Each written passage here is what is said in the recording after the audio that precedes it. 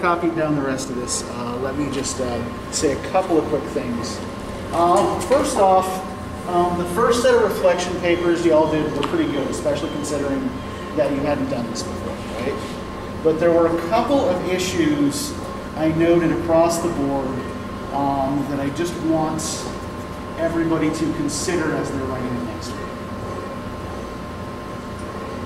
So the first of these is quotation.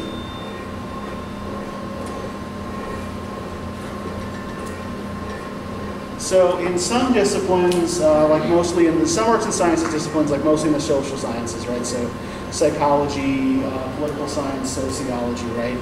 The norm is to paraphrase and summarize. In the humanities, especially English and history, the norm is to quote directly. And this is partly because you're doing different things with the material in both of those fields, right? So with the humanities, like with the social sciences, you're really only interested in extracting the information. In the humanities, your primary interest is in analyzing the language that it is couched in, right? So it is very, very important that I see that language and that I see that you're doing something with it, right? So you do need to quote directly.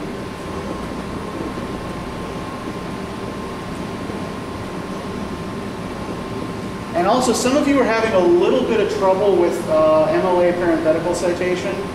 So just let me briefly show you how that works, right? All you do is, at the end of the quoted sentence before the period,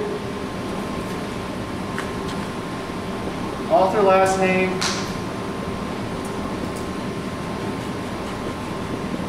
and the page number, right? So if, say, you were quoting from the first page of the Thomas Malthus essay that we read for today, right? It would read Malthus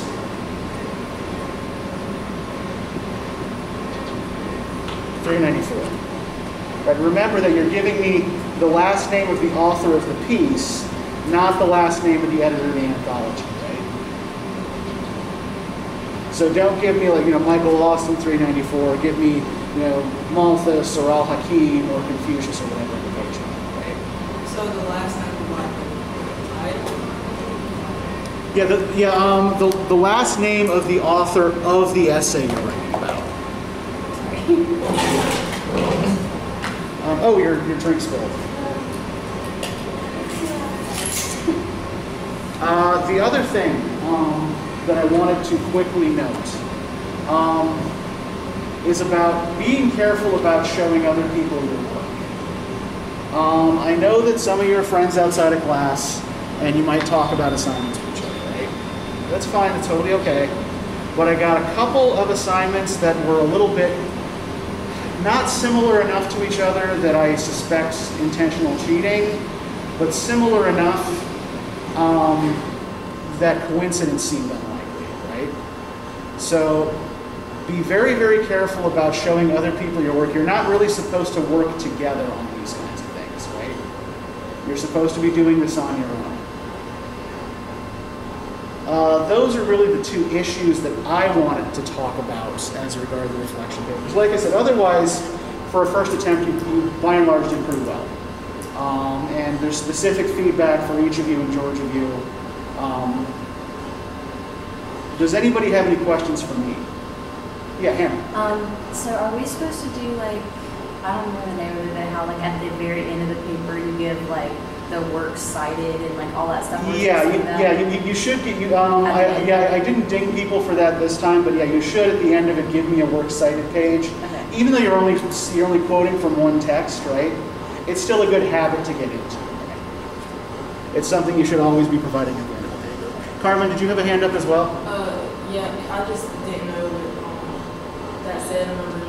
How does Carson demonstrate, or what does that say? Notion, yep. It's this word, right? Yeah. Yeah. Okay, any other questions?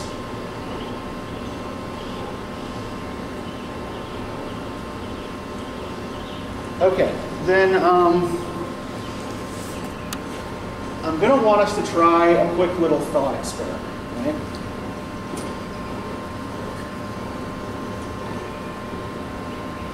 So let's say you are in charge of a state with 1,000 citizens. You have 1,000 resource units of equal size, food, land, whatever, right, that you can distribute amongst your citizens. And your population is divided up thusly. You've got 50 landowning aristocrats, right? Basically, your traditional nobility, gentry, that sort of thing, right? You have 350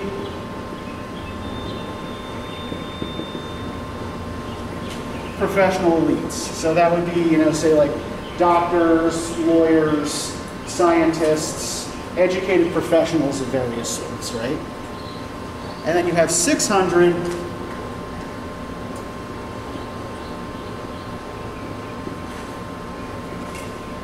common laborers. Now what I want you all to do is partner up, and it looks like we got an odd number, so we're going to have one group of 3, right? I want you all to partner up and decide how you would distribute these 1,000 resource units to these 1,000 people based on 3 principles, right? So come up with an answer for all 3 and then decide which you think is most important, right? So first, I want you to think about the moral dimensions of this. Right? What do you think is right? What do you think makes the most sense from the perspective of morality? Second, I want you to think in terms of economic productivity.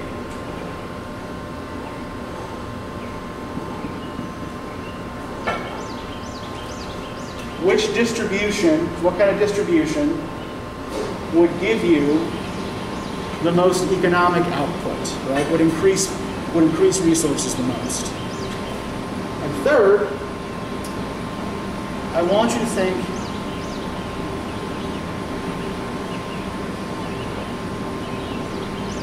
about what's politically possible given who usually holds power in a particular society.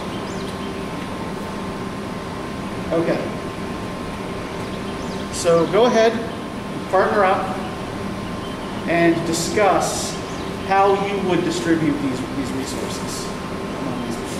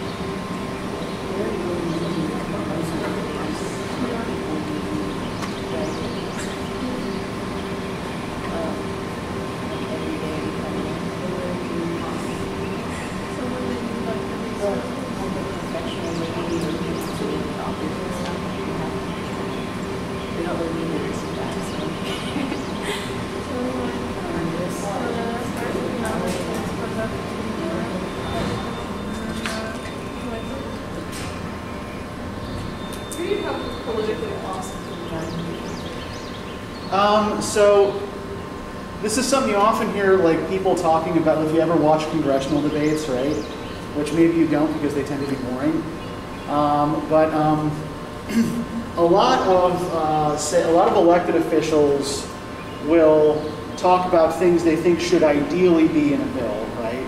Things they think would be morally right or would be good to do, but that they don't think are politically possible because they don't think enough other people would vote for them, or they think that powerful people would oppose them. Are we talking about politically possible for back in this time, or like how it would be now? Just don't worry about time or context right now. Just think about it from your own. Oh yeah, it's true that in 1798, most of the power would be with this one. That's right. Mm-hmm.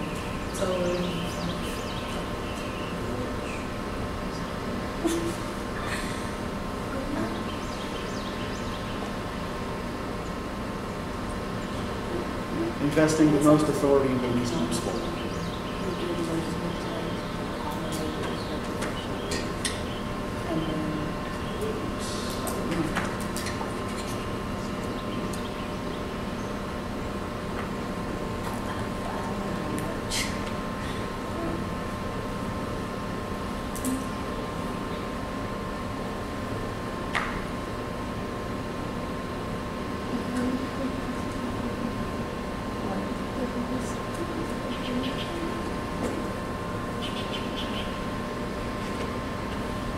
So how are we getting on here? You guys look like you've more or less resolved something. You two look like you're still figuring it out. The politically possible is like I have an idea in my head, but it would be, to me, it would be drastically different from now than it would be like back then. Sure. So I don't really know which one to say. Okay, well then just go with both. Okay. All right, so what do y'all think would be the moral way? Equally. Yeah, you've got enough for everybody, right? You've got enough to easily give everybody the same amount. So morally, given that all human beings have equal rights to sustenance, right? Yeah, I mean that probably makes the most sense. What about in terms of economic productivity? What do you think would make the society more productive? Give more to like the common laborers and the professional elites, because they like make everything that you need and stuff. Okay, so essentially give less to the people who are least economically useful. Yeah. And it's the aristocrats here don't work, right? They own the land, but they don't work it. Yeah. So so you would argue that they are less economically productive. Okay. What about you guys? What did you think would be most economically productive? Whoever has the money buys what they need and goes into the business, and then the economy flows back and forth with people selling what they have and not selling what they have. People Okay. working to buy what they don't have. Okay. So the people with more money would end up with more. Okay. Now, what about the politically possible? What do you think would be the most politically possible solution here? Well, what I was thinking was like back in that day, there were so many like poor people and like all that stuff, and the like higher ups didn't care as much about them as they did like the aristocrats and everything. Mm-hmm. So like I feel like politically back then, they would have given it more to the aristocrats than like the professional elites and like the very bottom for the common people.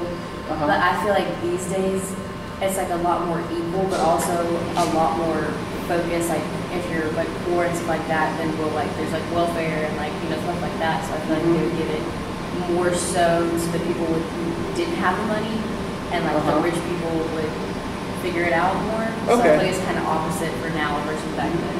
Yeah, and I think Malthus is assuming a society that's organized more or less like what you described in the first example there. But there were provisions in British law made for the poor. Usually in 1798, they were local. People stayed in their own homes, and local agencies provided aid for them.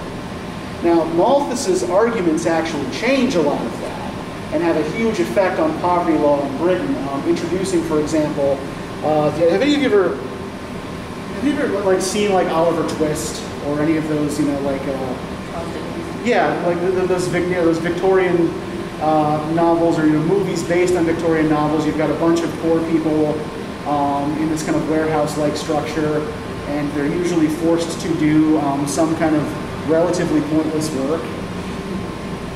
That was actually something that's drawn directly from Malthus's ideas, from Malthus's theories. So, what happens if we double the number of citizens, but also double the number of resources? So now you've got 100 aristocrats, 700 professional elites, and 1,200 common laborers. Would you need to change your organizational scheme in any way? No. Yeah. You've still got enough to feed everybody, right? Yeah. But then something weird happens in the third generation. The number of citizens doubles again. You've now got 200 aristocrats, 1,400 elites, and 2,400 common laborers. But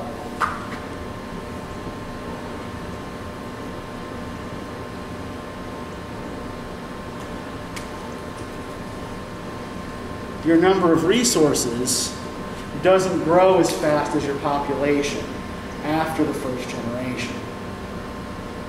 So then you have hard choices you have to make, right? Especially given, like, you know, which segment of the population is growing the fastest. I mean, they're all doubling every generation, right? But the number of people living in comparative poverty is increasing faster than the number of people living in relative luxury, right? And you no longer have enough to give everyone without sacrificing something, right? So then what would you do?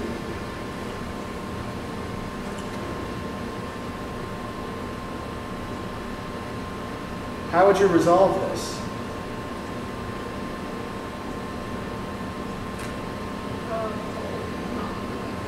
Random choose people to get. I would say go to the people that can't really like afford the things, because everybody else, like professional elites, aristocrats, they have money to where they can do what they need to do with everybody else stuff. Sure, but you've still got a limited number of resources, right? There are only these 300 units, there are 3,000 units to pass around, right? So yeah, that's where the problem comes in, right? Is you simply can't come up with enough to feed everybody, at least not as you were feeding them before, right? So the first solution that all of you decided was more moral, you could still implement that, but everyone would get significantly less, right? And the other two solutions might, you know, be even more difficult, right? Especially because, you know, one thing that we know about politics is that it's very, very hard to get people to sacrifice things that they're used to, right? For example, you know, like try telling this to anybody who has ever tried to build multifamily housing or an accessory unit in a neighborhood that's zoned single-family residential, right? And the neighbors will fight to oppose them because they don't want their property values to go down, right? Even if that multifamily housing unit or that accessory unit is necessary for building more housing in an area where there's need, right? So the central problem that Malthus notices in 1798 is that resources grow, food resources in particular,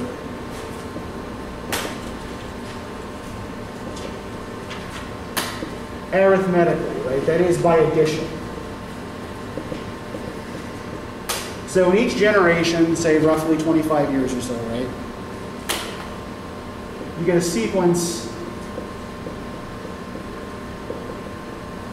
like this, right? You add one, you add one every year.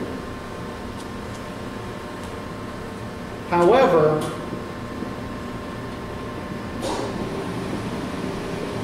population grows geometrically. That is, by multiplication. So while you have 1 in the first generation, you got 2 in the next. Okay, so same sequence to start with, right? But then it doubles again in each subsequent generation, right? So what ends up happening is that your population quickly outstrips the resources you have to feed them.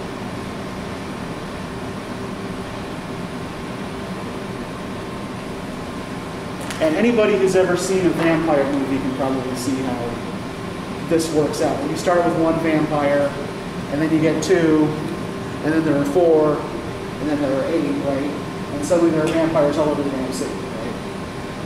I remember this specific explanation of the spread of vampirism from Blackula, which is a surprisingly good movie, and one that if you can stream it, you should probably check out. If you like vampire movies. It shows that in the series Vampire Diaries too. Oh, it does? Okay, I've never seen that, but yeah. I think my cultural reference point is maybe more mid-70s there, and yours is a little bit more contemporary. But yeah, same principle, right? Yeah, so I think the big thing that we probably want to talk about today is what Malthus thinks should be done about this, right? He identifies the problem, he diagnoses the problem. Did you get a sense of how he thinks this can be solved, or if it can be solved?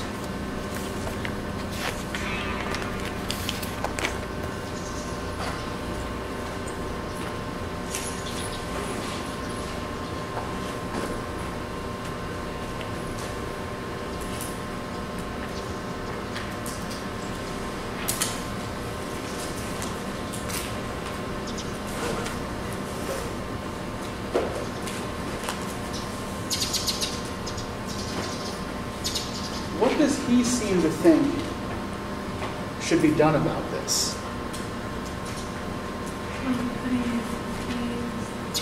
Something here about like abortion and like types of birth control. Yeah, he talks about certain measures of population control, right? He talks about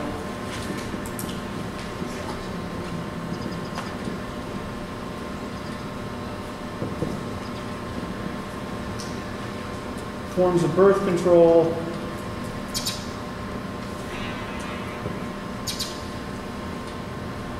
abortion, or even just simply late marriage, right? Because people who delay marriage, people who marry later, tend to have fewer children. And one thing I do want to note too, just about about birth control in 1798 would have largely amounted to, do y'all know what the rhythm method is? The what? It's called the rhythm method. It's basically just essentially trying to figure out when the female partner is most fertile and avoiding having sex during those times.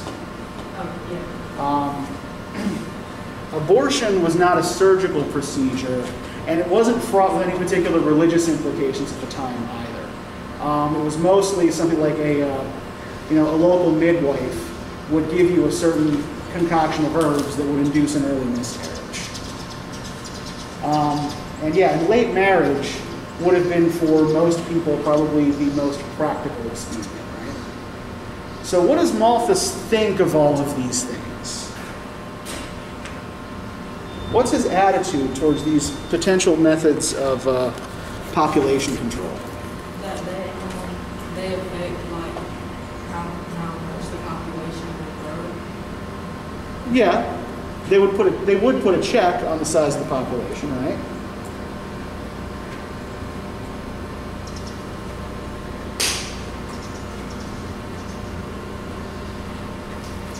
But what else does he seem to think they would do?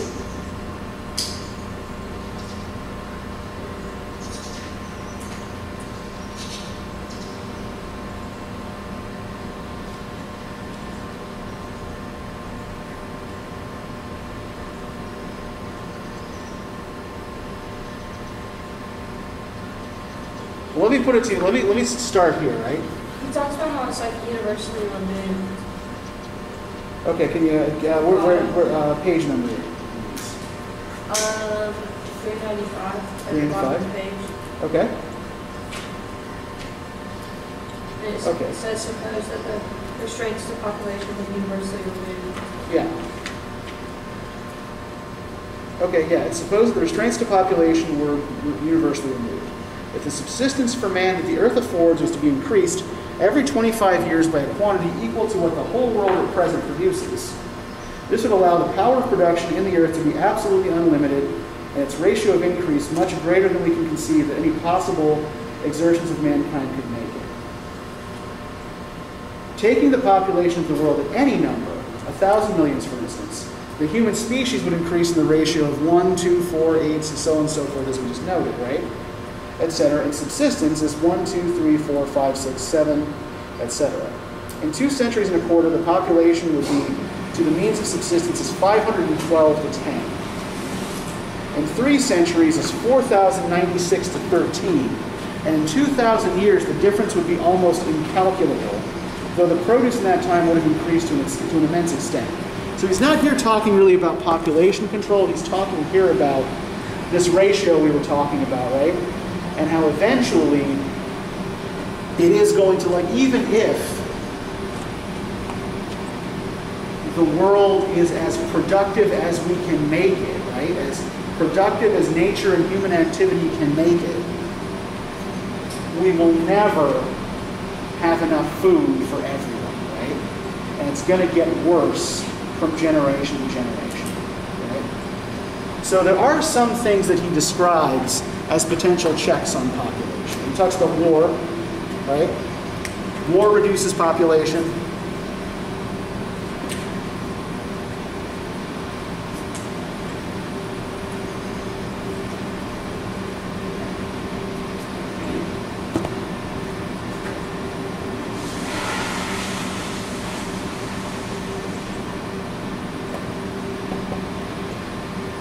Right? Immigration, at least, will reduce the population of one particular area, right? Though it'll probably increase it somewhere else.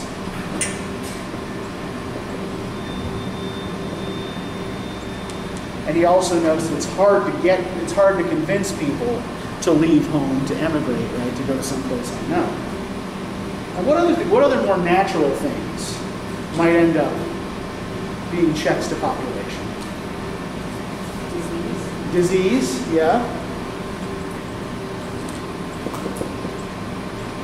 I would say like the overall health.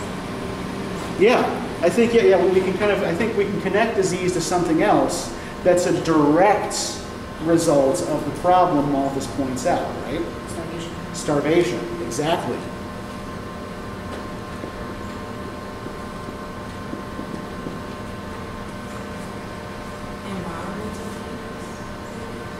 Okay, does he really talk about environmental changes, though? You're saying one that he talks about? Yeah. So yeah, going with things that he specifically mentions. Right? Although we would certainly, and this is actually going to be something to discuss when we talk about Rachel Carson next time, about the way environmental changes affect quality of human life. Yeah. But yeah, these are really kind of the big ones, right? That he accepts as controls to population. Now, these other measures, let's talk about why he has an issue with them.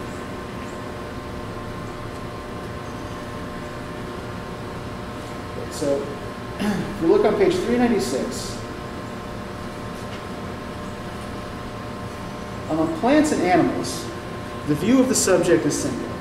They are all impelled by a powerful instinct to the increase of their species, and this instinct is interrupted by no reasoning or doubts about providing for their offspring. Wherever, therefore, there is liberty, the power of increase is exerted, and the superabundant effects are repressed afterwards by want of room and nourishment, which is common to animals and plants, and among animals by becoming the prey of others, right? So how do animals behave in nature in terms of reproductive habits? Do animals think about whether they can provide for their offspring? No, they just act on instinct, right? There are particular seasons in which they feel they ought to be mating. They do so, and they do not worry about whether they can feed the offspring, right? And then what happens to the surplus population of animals? It's overpopulated. Yeah, when there's an overpopulation, right, it's largely taken care of by either starvation of those that can't find food or action by predators, right? So nature provides a check on plant and animal populations. The effects of this check on man are more complicated. Impelled to the increase of his species by an equally powerful instinct, reason interrupts his career and asks him whether he may not bring beings into the world for whom he cannot provide the means of subsistence. So how is he pointing out human beings are different in this respect from animals?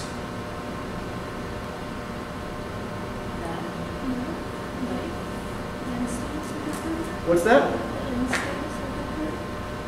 Like humans can actually think about what they're doing and animals don't. Yeah, humans can actually consider the animals act solely on instinct, right?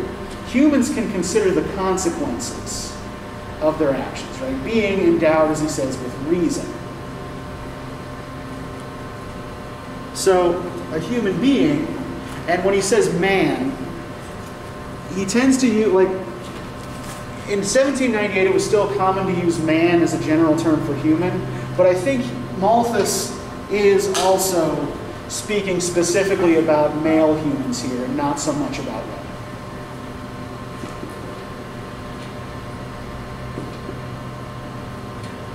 He seems to be regarding the male human as the one who decides whether or not to bring children into the world.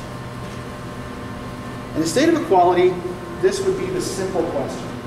In the present state of society, other considerations occur. Will he not lower his rank in life? Will he not subject himself to greater difficulties than he at present feels? Will he not be obliged to labor harder? And if he has a large family, will his utmost exertions enable him to support them? May he not see his offspring in rags and misery, and clamoring for bread that he cannot give them? And may he not be reduced to the grating necessity of forfeiting his independence, and of being obliged to sparing hand and charity for the want of support? So, what kind of picture does this suggest of the human reasoning process regarding having children in a time of scarcity? That they'll do whatever they can to like make sure that they can still get everything that they need. Yeah, that human beings will actually think about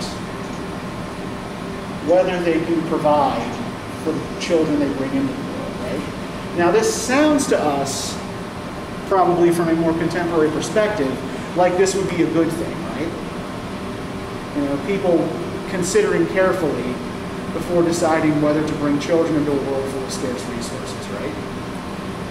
Now, let's see where Malthus takes this. These considerations are calculated to prevent, and certainly do prevent, a very great number in all civilized nations from pursuing the dictate of nature in an early attachment to one woman.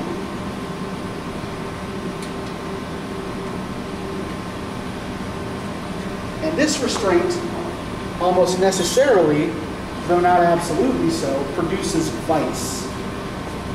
Yet in all societies, even those that are most vicious, The tendency to a virtuous attachment is so strong that there is a constant effort towards an increase of population. This constant effort as constantly tends to subject the lower classes of the society to distress and to prevent any great permanent amelioration of their condition. So let's start with the first half of this, right?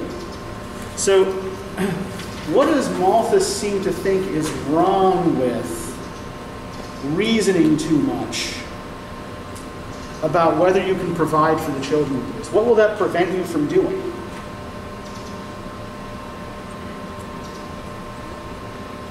Goes against nature, I guess? Yeah.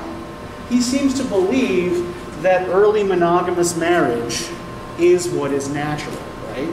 The dictate of nature for him, yeah, is early monogamous marriage.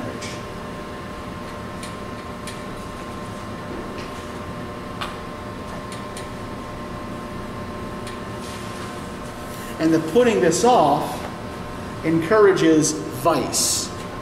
Now, is everybody clear on what he means by vice, or what he means when he calls something vicious? It's down the one it explains it all underneath when you read. Yeah, there's a footnote that tells you what he means by vicious, right? Yeah, so vicious, we see on page 394, means full of vice, right? And Malthus in particular equates vice with loose sexual morality.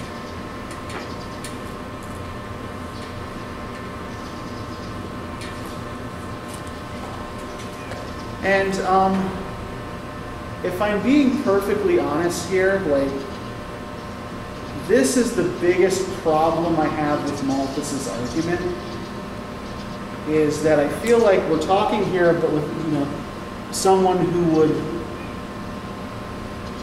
condemn thousands, if not millions, of people to starvation because he's uncomfortable with their sexual behavior. This, to me, seems morally problematic. But I'm not looking at this from the same perspective,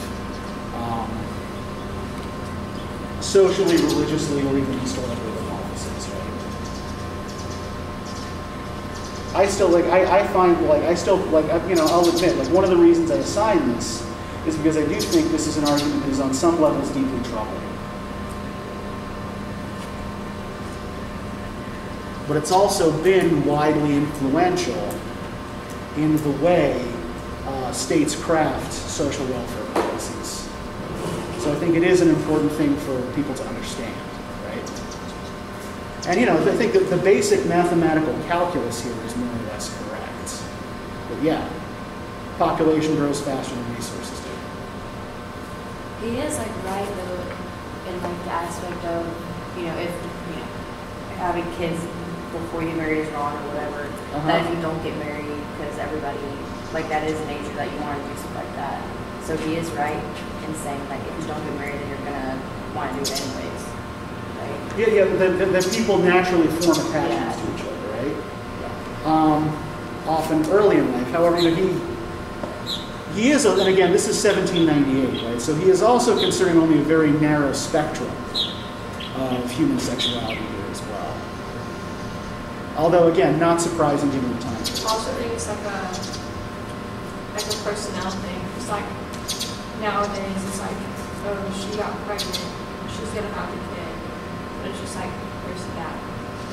I'm sorry, I couldn't hear the last part. It's just like, where's the dad? Like, is the dad in the picture? Or maybe it's just like one of my friends, she got pregnant, and then she had a kid, and then the dad was like, that's not mine. And so he literally tried to fight it. Oh yeah. She took him to court and was like, no, this is yours. And to be clear, this was a problem in Malthus's time as well, right? We had actual legal marriage between people who weren't rich was actually pretty rare in most Western cultures until about the mid-19th century. People still cohabited monogamously and had children together. They just didn't. They didn't usually get the piece of paper from the church or from the state because you had to pay to get that done. So, common law marriage became a thing where people would live together for a certain number of years and would be regarded as legally married. There were plenty of out-of-wedlock pregnancies. And I think that's actually something that Malthus is responding to as well. So there are two revolutions in the background of this that I want to talk about for a minute. I'm just going to step back from the text for a second, and I'll give you a little bit of context. One of these is a revolution in technology and food production, and the other is a revolution in politics. So let's start with the non-political, which takes place over a fairly long period of time. So we call it the British Agricultural Revolution.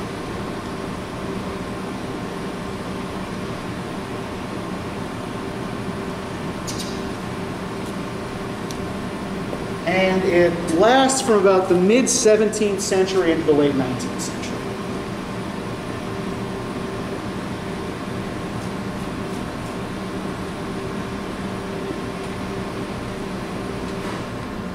So it's running more or less concurrently, at least in its latter half, with the Industrial Revolution in Britain as well.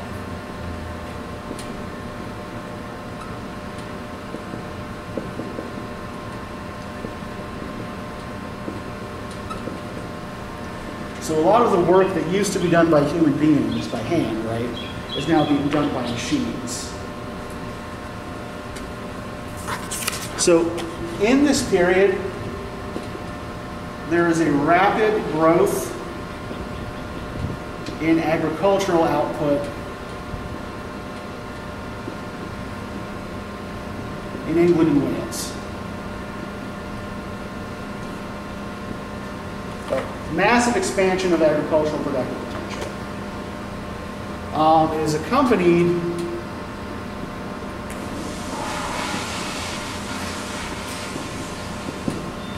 by pretty big population growth as well. As the country's producing more food, it's also producing more people. So in the year 1700, the population of England and Wales was about 5.5 million people. By 1801, it had almost doubled to 10 million. So that's not quite as fast an increase as Malthus was talking about, but he's living in the middle of this and seeing, okay, we're producing more, we're making this is gonna get faster, right? This is gonna accelerate. And it was brought about by a number of innovations in farming techniques. We are in Southwest Georgia, we are in farming country. Do y'all know what crop rotation is? Okay, what's crop rotation? Pretend I don't know. Explain it to me. Are you talking about the seasons of when they grow the crops? Pardon? Are you talking about after they harvest the crops and then they till up the ground and then they put in a different crop, right? Exactly. Yeah. What they used to do before that was just let the field lie fallow for a season, right? But it was discovered that caused soil erosion,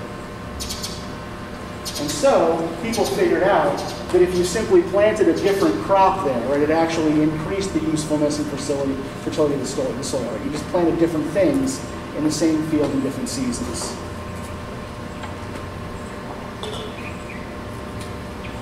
You also had improved technology. Better plows that didn't require as many horses.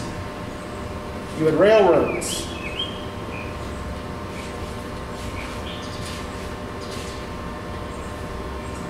That could carry crops to market.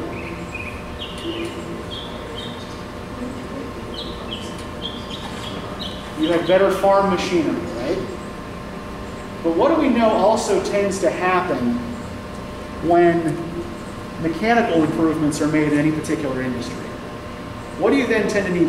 If machines are able to do more of the work, what do you tend to need less of? People do work. Well, not less people, but people do less work. There's less jobs. Yeah, you don't need as many hands to run a farm, right?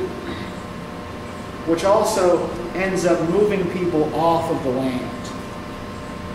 And that was another sort of upshot of this, right? Was that as landlords, aristocratic landlords, were seeing that land could be made more productive, they decided to use more of the land they owned for agriculture. So they converted wasteland and wilderness tracts to agricultural tracts. Right? They developed what had previously been wilderness, which we now know, particularly from things we see happening in Central and South America, can have deleterious environmental consequences. Like you'd be in, say, you slash and burn several acres of jungle for ranching and farming, right? And you're basically destroying an ecosystem. But new technology does this plows, right? Yeah, plows, yep. You also had the enclosure of what were called village commons. So to explain what this means, right? If you lived in an 18th century village out in the countryside,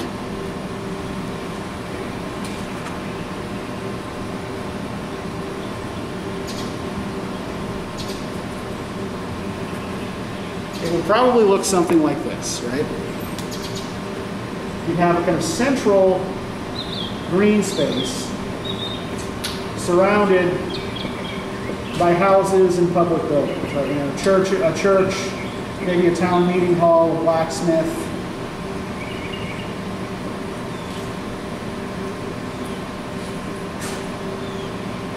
Things of that nature, right? And this village common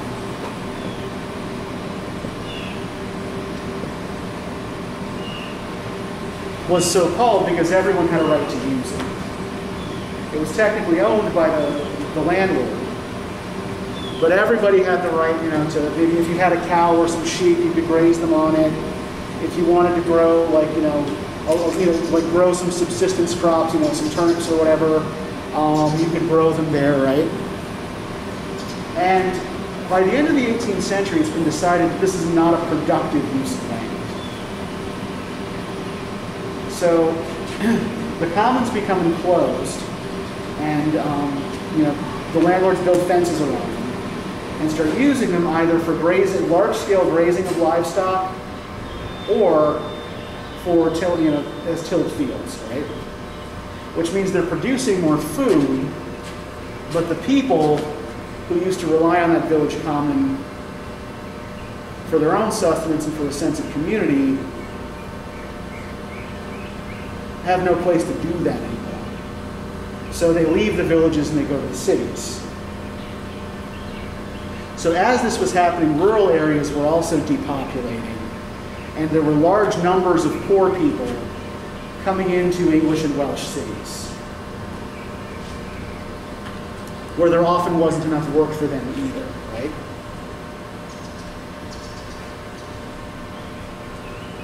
Now there's another solution to the problem of poverty and resource production that Malthus never even, we know that he doesn't like notions of population control, right? At least ones that he doesn't regard as natural. What about redistribution of resources? Does he seem to believe that within his society, resources should be moved from those who have to those who have not?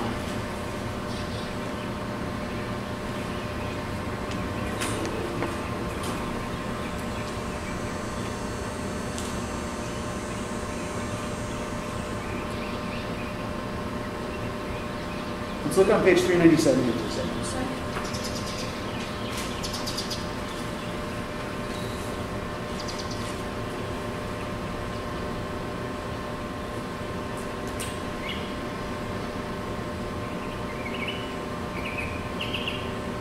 Well, I think he thinks that, I think it like, should. yeah, they should give, to give to those, the ones that have, it should have to give to the ones who don't. A couple of you look a little skeptical. You should. Let's look at the whole paragraph here, right? There are things here that seem sympathetic to the poor, which are actually maybe a little bit less so when you dig into it, right? So the way in which these effects are produced seems to be this. We will suppose the means of subsistence in any country just equal to the easy support of its inhabitants. The constant effort towards copulation, which is found to act even in the most vicious societies, increases the number of people before the means of subsistence are increased. The food, therefore, which supported 7 millions, must now be divided among 7.5 millions or 8 millions. The poor, consequently, must live much worse, and many of them be reduced to severe distress. Note the must there, right? The number of laborers also being above the proportion of work in the market, the price of labor must tend toward a decrease, while the price of provisions would at the time tend to rise. The laborer therefore must work harder to earn the same as he did before. During the season of distress, the discouragements to marriage and the difficulty of rearing a family are so great that the population is staying. In the meantime, the cheapness of labor, the plenty of laborers, and the necessity of increased industry among them encourage cultivators to employ more labor on their land, to turn up fresh soil, and to manure and improve more completely what is already in tillage, till ultimately the means of subsistence become in the same proportion of the population as the period from which we set out. The situation of the laborer being again tolerably comfortable, the restraints to population are in some degree loosened, and the same retrograde and progressive movements with respect to happiness are repeated. So, why doesn't Malthus think we actually need to do anything to ameliorate the condition of the poor?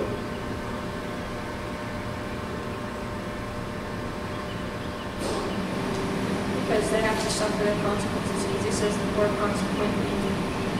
Oh, the poor as a consequence of there not being enough food, right? That's what he means there. He does say the poor are the ones who have to bear the brunt of it, right? So that tells us that he's not really even considering any kind of redistributive policy, right? He assumes that the poor are going to have to get the worst of it. But he then goes on to explain why he doesn't think a policy of redistribution is necessary. What's eventually going to happen, according to Malthus?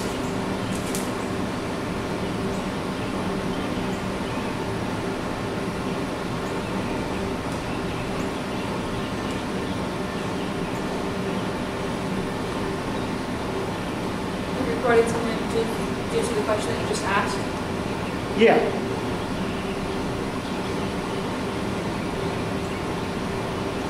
Does anyone actually need to step in and fix the problem for them? This is one of those kind of early iterations of the idea of the invisible hand of the market, right? This idea that if you basically leave nature alone, things will fix themselves, right?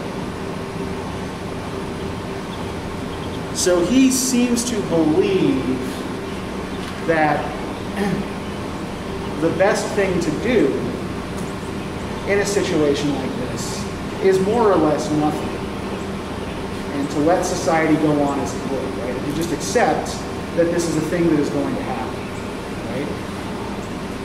Now, to give you some context for this idea,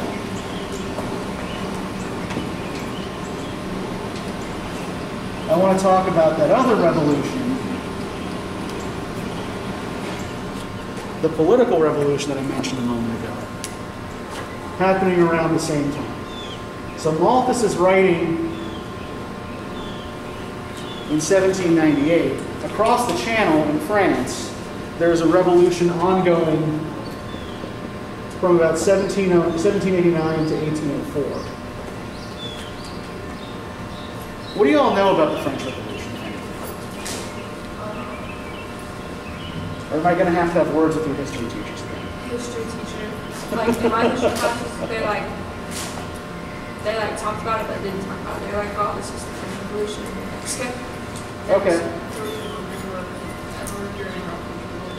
I don't think it's a history teacher. I just don't think we paid enough attention.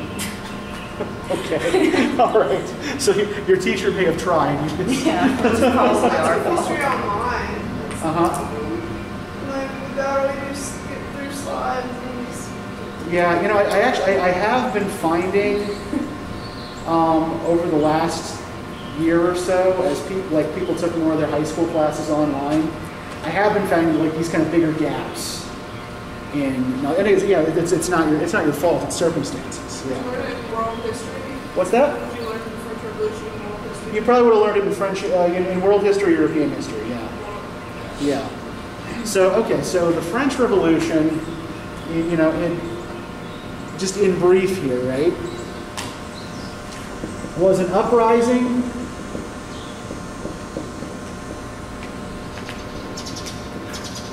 of the common people against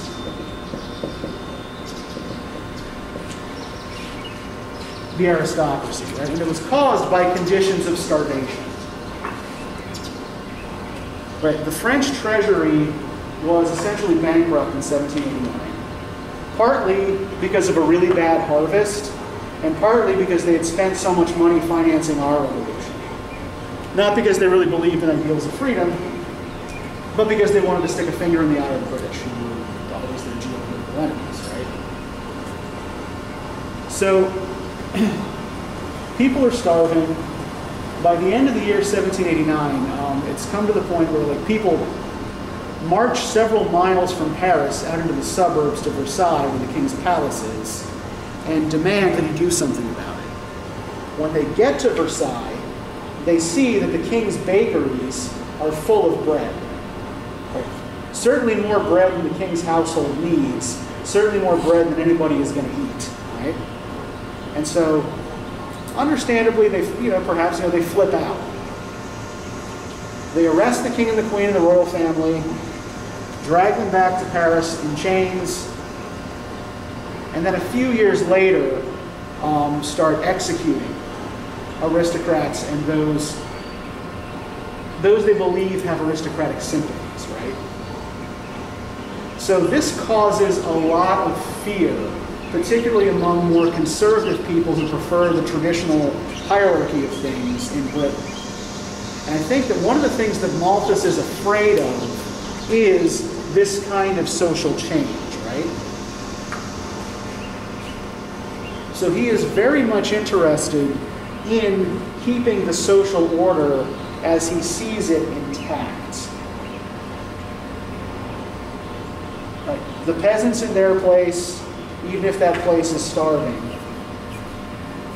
and the aristocrats in theirs. And I think that's, some of the political basis for a lot of his argument. It's an anti-revolutionary argument. So, do y'all have any questions about any of this? I think we're running pretty close to time here. Okay, so remember, right, reflection paper 2 is due on Wednesday. Please do shoot me an email if you have any questions about it while you're working, or if you want to look at something before you turn it in. And one thing I will note, I know that some of you sent me questions on the last one that I did not respond to. This was because you sent them late at night when the day the thing was due, and I'm not usually checking email too far outside of working hours. Right? So if you send me something at like 11 p.m., I'm probably not going to see it in time to use any credit to you. My bad. Yeah. So yeah, if you do have questions, just try to send them early enough that I'm going to see them.